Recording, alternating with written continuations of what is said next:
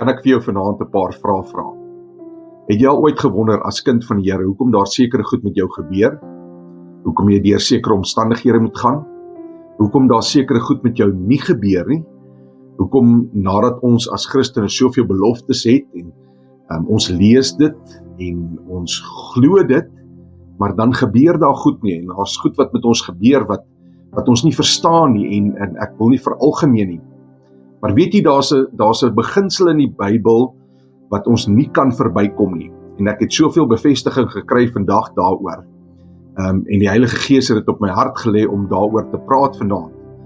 Die beginsel van God is, en hy sê vir ons duidelik in Galasiërs 6 vers 7, hy sê net dit wat die mens saai, dit sal hy maai. Net dit wat jy saai, gaan jy maai.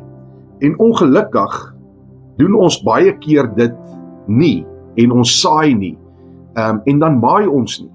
En dan vra ons vir Here, maar wat gebeur nou? Hoekom gebeur daar nie goeie goed met my nie? Hoekom kry ek nie die geseën van die Here wat ryk maak in ons harte nie, in ons lewens nie, in ons omstandighede nie? Want daar word niks gesaai nie. En ongelukkig kan God nie met niks werk nie. Hy verwag en hy's gekoppel aan dit wat in die natuur van hy gegee is. Hierdie beginsel van God se woord is vas. Dit wat jy saai, gaan jy maai.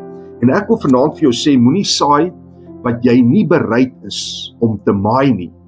Ek gaan dit vir jou weer sê, moenie saai wat jy nie bereid is om te maai nie. As jy onvergewensgesindheid gaan saai, gaan jy onvergewensgesindheid maai. Gaan jy nie vergifnis kry nie. Gaan jy nie vergifnis by medemense kry nie. As jy geen liefde saai nie, gaan jy nie liefde maai nie. Maar as jy dit gaan saai, gaan jy dit ontvang. As jy die vrug van die Gees, Galasiërs 25, as jy dit gaan saai, gaan jy dit ontvang. En baie keer wil ons as mens, wil ons die seën van die Here hê, en ek gaan oorgaan na finansies toe.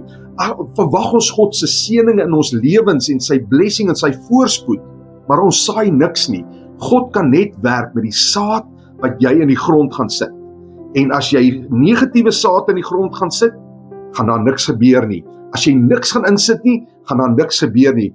Maar glo my verseker vanaand, dat as jy die regte goed saai, gaan jy maai en jy gaan maai meer as wat jy kan bid of dink. Saai reg vanaand en jy gaan maai in jou lewe. God gaan jou gee ver bo kan dit wat jy kan bid of dink.